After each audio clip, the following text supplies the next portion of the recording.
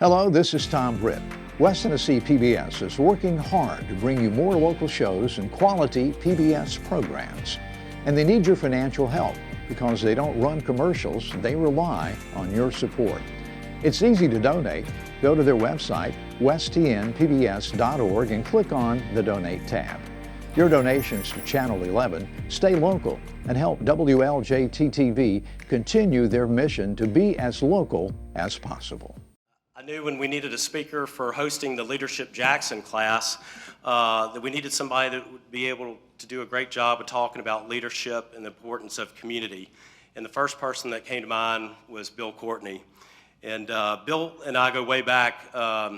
We attended Auburndale High School in Memphis together. And back in those days, just really looked up to Bill, admired his leadership skills in school and on the athletic field.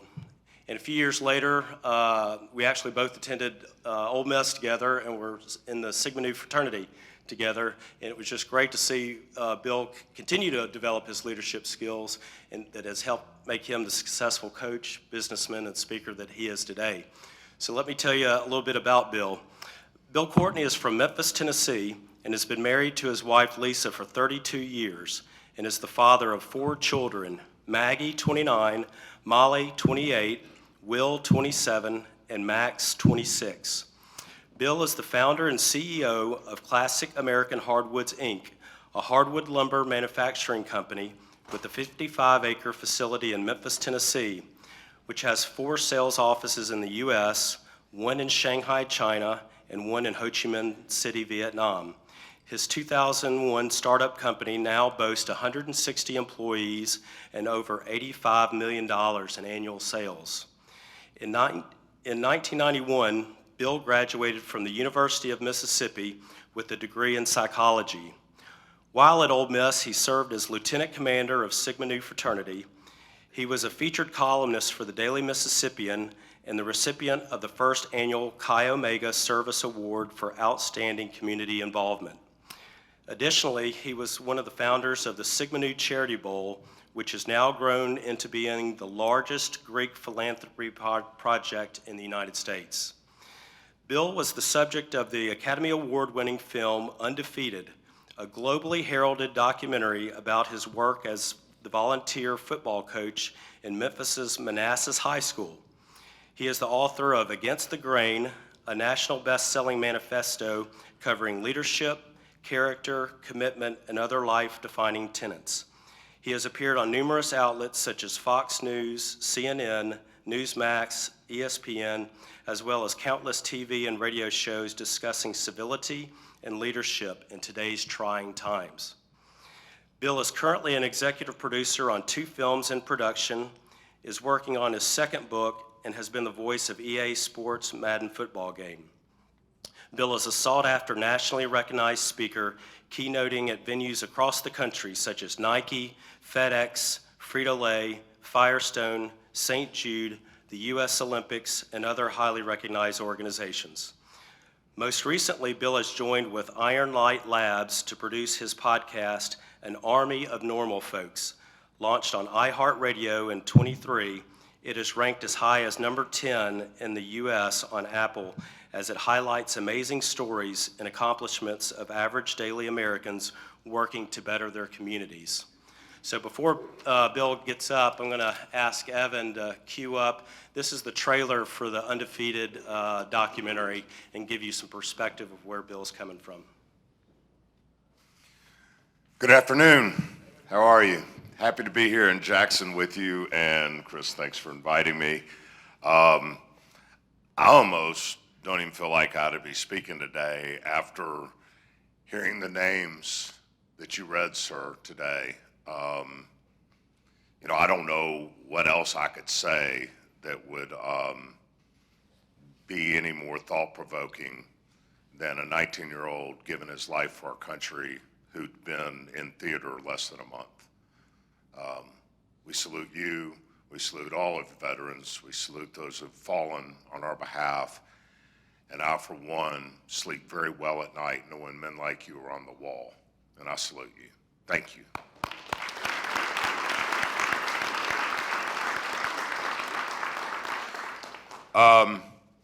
So yeah, I'm a guy from Memphis. My mom was married and divorced 5 times. My mom's fourth husband shot at me down a hallway when I was 17 years old, and I had to dive out a window to save myself. My father left when I was 4, and he died 6 or 7 months ago, and I got a call like 60 days after he was in the ground. So my reality is not all what Chris read.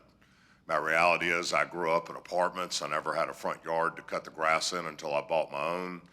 I grew up in inner city Memphis, and it's interesting how people will see what you are today and sum you up, and they have no idea who you are or where you come from.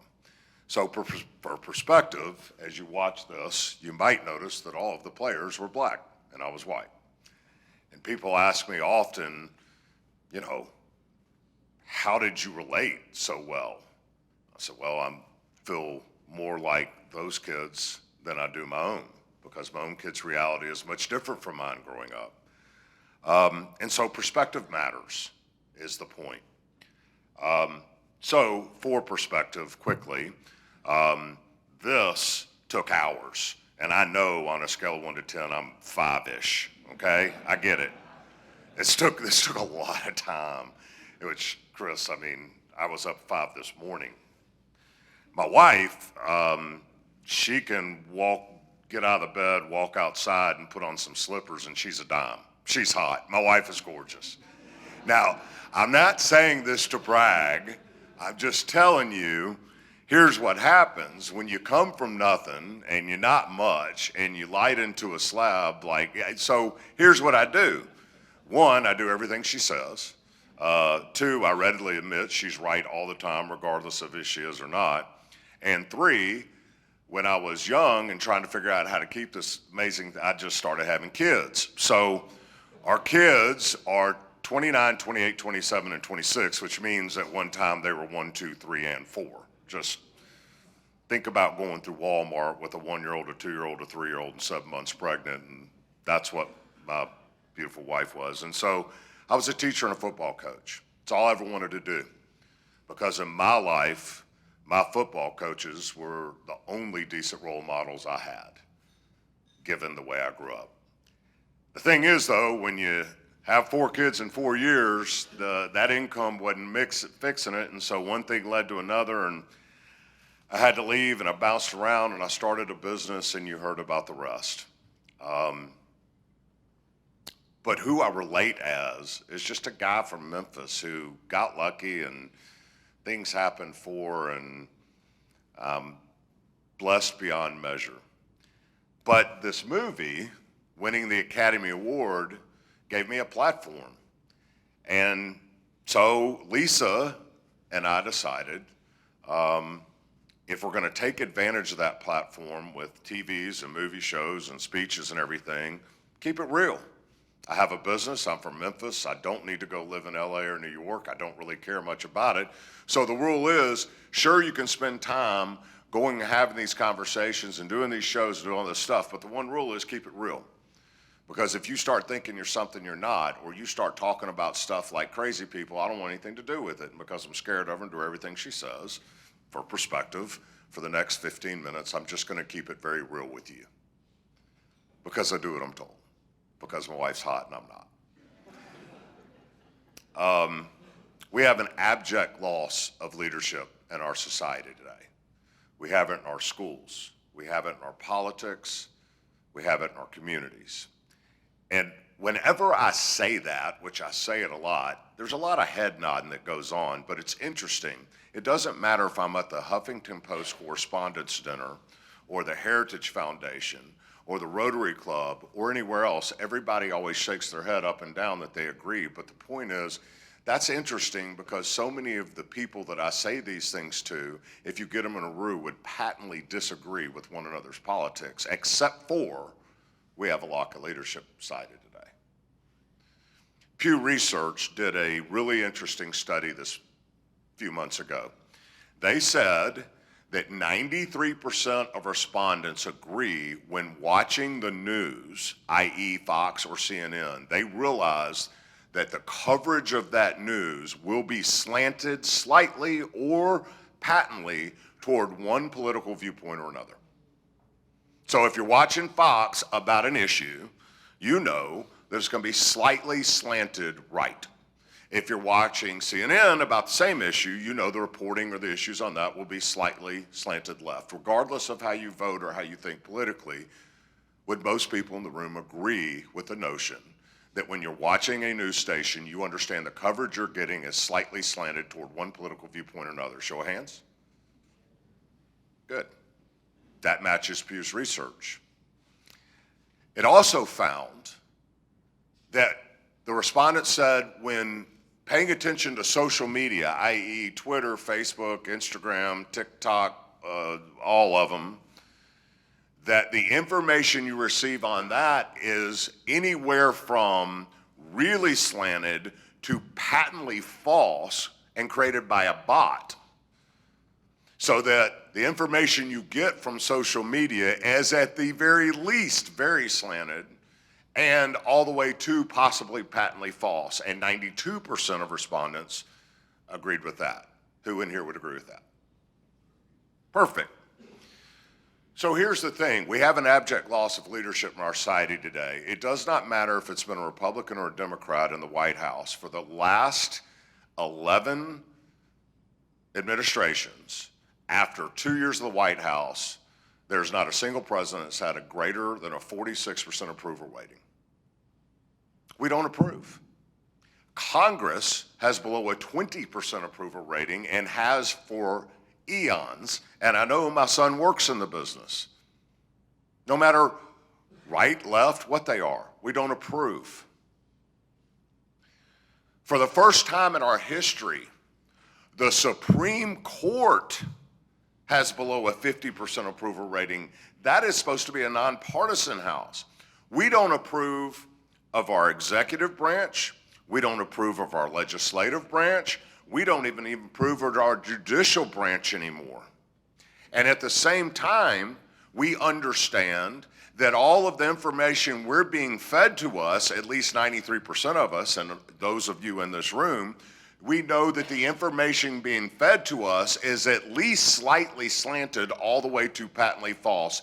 Yet, the same Pew Research Center found out this, that 90% of the respondents who said that about the information that's being fed to them and said that about their disapproval of our leadership in our society today, that 90% admitted to spending at least 2 hours a day either engaged in watching that very content on the TV, listening to it on the radio, or looking at it on their phone.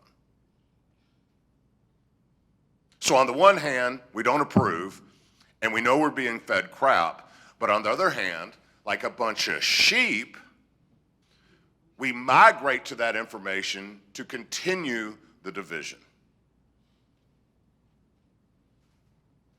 We do have an abject loss of leadership in our society today, and we can throw rocks all we want to at the people in D.C. and state Congress and everything else, but my question is, what's wrong with you? If you know you're being fed crap, but you keep eating it, and you wonder why you feel bad, isn't that on you?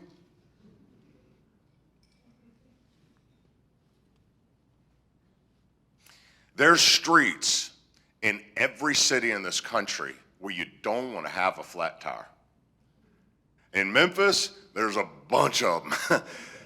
I don't know where they are in Jackson, but I know they exist. And it's a place where when you, like in Memphis, when you drive by the street or over the viaduct and you peer down over the edge of that viaduct and you see abject despair and you see loss and you see disenfranchisement and poverty and crime, you think, don't break down here.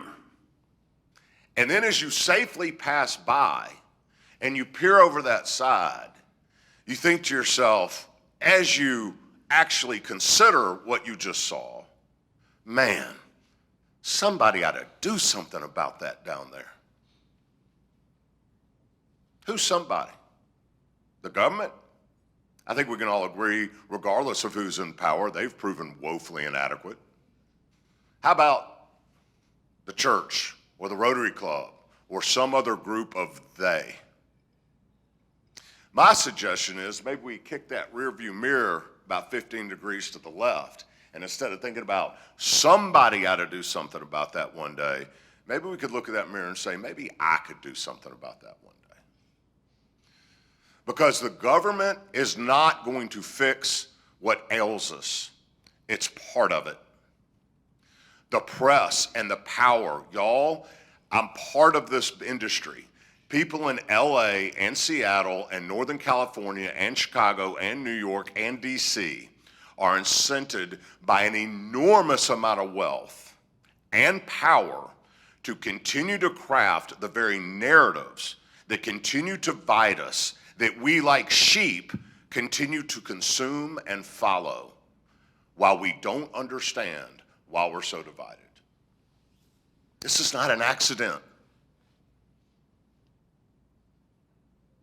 You're at the Rotary Club. You're surrounded by unbelievably good people, but my question is, what are we doing? The chicken was great. It fixed nothing. The answer is an army of normal folks. Not the smart people in DC, not the pretty people in LA, not the mouthpieces in New York. It's us, you and me, deciding, hey, you know what, maybe I can help. What is your passion? What are your disciplines? Where are the areas of need in your community? Fill them.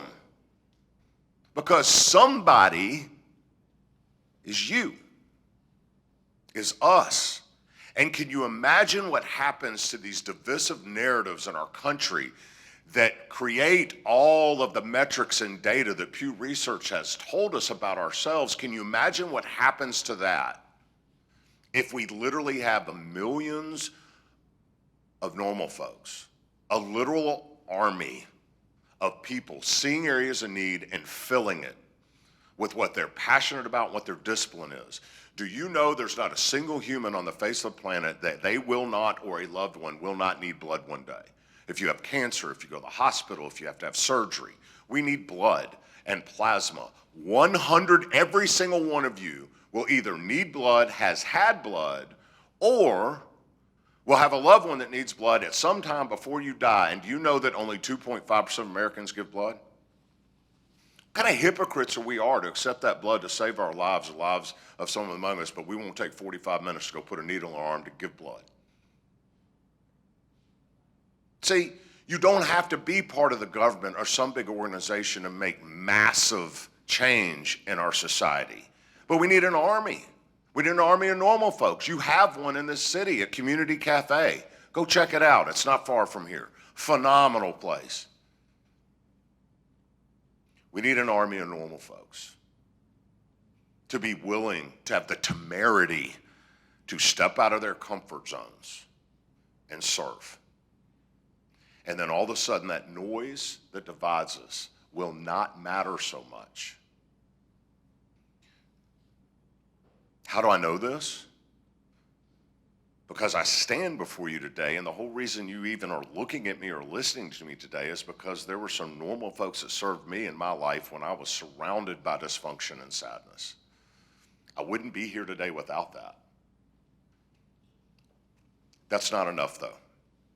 My first year at Manassas, when I showed up, their previous 10 years record was 4 wins and 95 losses. 4 and 95, y'all. Garbage. So my first year, I showed up and we were 3-3 halfway through the first season. Now I think 3-3 is pretty average, but when you've won 4 games in 10 years, they thought I was kind of a fat, redheaded version of Lane Kiffin or somebody. So it was like, yes sir, no sir on the football field.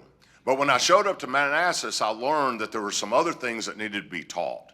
Basic fundamentals and tenets of life that were going to serve these kids long after the days of playing were over. Character, commitment, integrity, discipline. The things that your grandmother taught you at the kitchen table. So we started coaching those too. Now the whole team, because we were winning and we had new uniforms and stuff, was yes or no sir on the football field.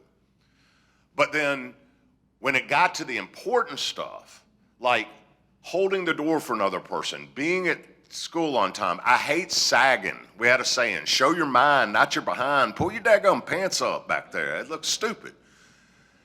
doing your homework, being respectful to teachers. While the whole team was buying into football, only half the team was buying into that stuff. The other half the team was kind of back into the streets, engaging in the same behavior that metaphorically got them to 4.95 in life. So I went to my guy. Every coach has a guy, and I said, hey, man, the whole team's good on football and they're yes or no, sir, but only half the team's buying into the important stuff. The other half the team won't buy in. What am I doing wrong? And I mean, this is my guy. We had a lot of conversations early on. He helped me out a lot. And I said, what do I got to do to get that half the team to buy into the important stuff like you're half the team? You're all good on football, but I want the important stuff. And he looked at me and said, oh, coach, just keep doing what you're doing.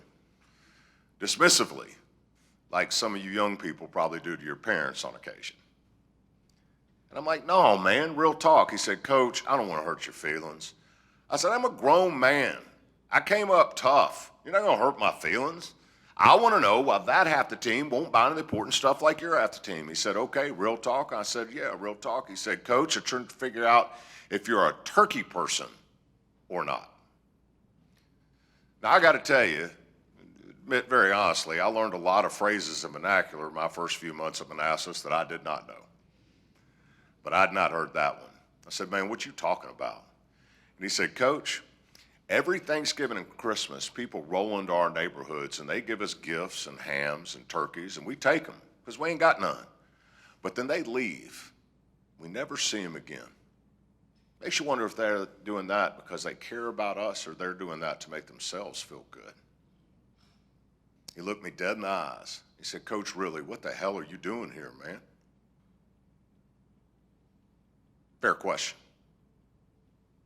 What the hell are y'all doing here, man?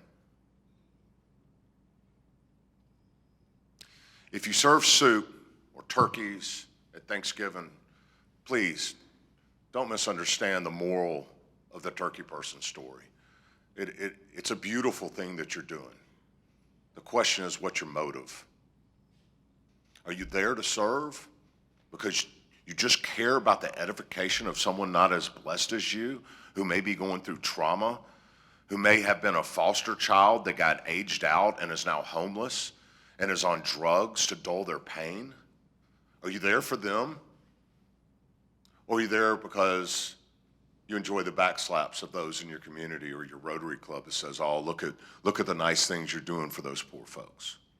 Or because it exalts you in your church group or in your community or at your business? What's your motive?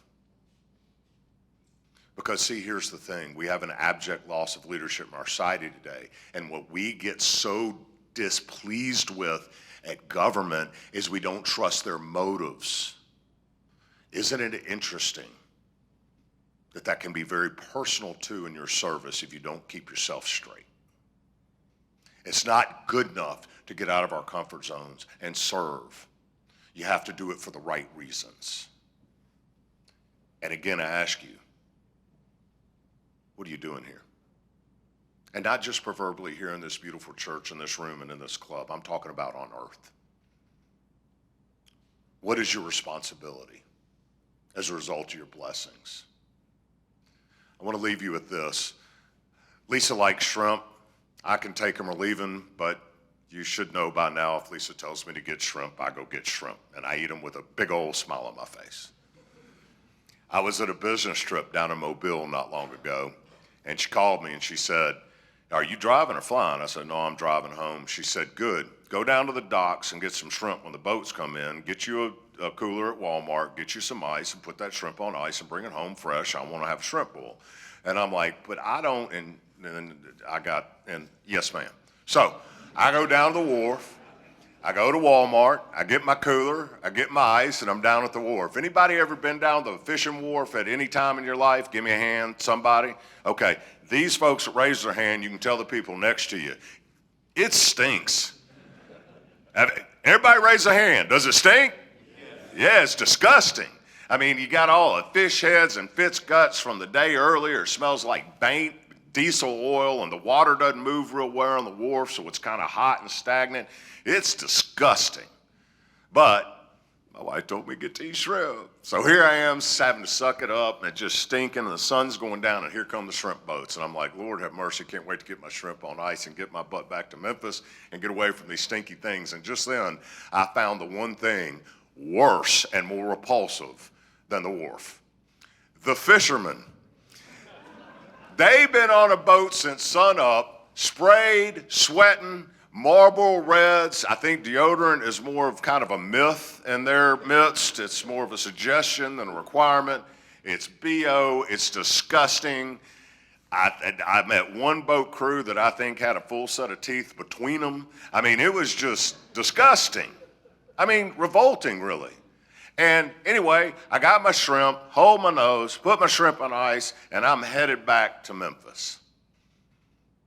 Kind of reminiscing on my day, wondering if I stunk like the wharf and if Lisa was going to make me bathe outside in the hose. I mean, it's just disgusting. And I got to Jackson, Mississippi, about halfway home, as I was thinking about my day, and that's when it hit me.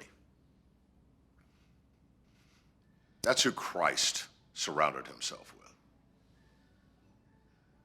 Stinky, revolting fishermen and prostitutes.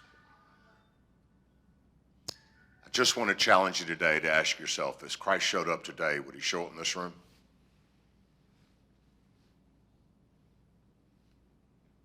What are you doing here? We have an abject loss of leadership in our society today. We have it in failed marriages of 50%. We have it in our politics and our government with our lack of approval. We have it in our media with our understanding that we're being lied to. But I will tell you where it's worse. Here. Quit being a sheep. Don't be a turkey person. And understand that along with the riches and the blessings of everything we have as a result of us being in this room, we have a responsibility to be Christ-like, and that is to immerse ourselves among the neediest among us so that we don't say somebody ought to fix that one day. We say, I fix that today. And if we had an army of we normal folks willing to engage, motivated for the right reasons, we change the world. I can't think of a greater calling for a Rotary Club. My name's Bill Courtney. Thanks for having me. The program you've been watching was made possible through the generous financial support of West Tennessee PBS viewers like you. Please visit westtnpbs.org and make a donation today so that we can continue to make local programs like this possible. Thank you.